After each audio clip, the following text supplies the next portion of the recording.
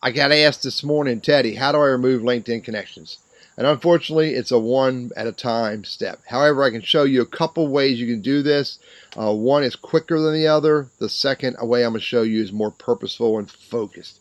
The easiest way to remove LinkedIn connections is go to My Network, click on See All over here or the number, and here's my LinkedIn connections. I can scroll through this list and find the person I want to get rid of based on the only thing I have the ability to look at is name and their headline. And then go over here to the three dots and click Remove Connection. Remove Connection has no verify step. Boom, it's gone. This is the easiest and quickest way to do this. One LinkedIn connection at a time. Bring it up under My Network, See All, and then scroll through the list.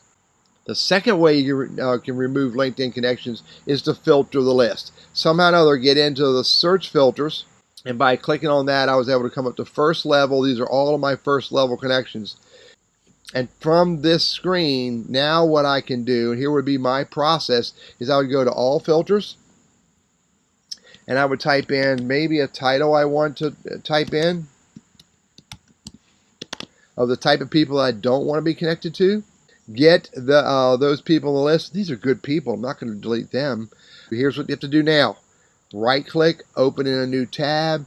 You have to go to that tab and wait for LinkedIn to bring up the screen.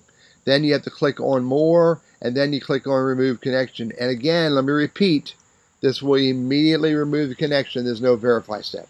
So to do it from the filtered list of your first level connections, it's 1 click, 2 clicks, 3 clicks, I have to wait, 4 clicks, and then 5 clicks.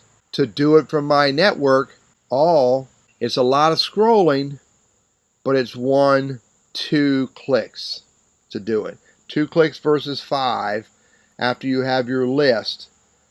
Again, I want to encourage you to be purposeful about who you connect with.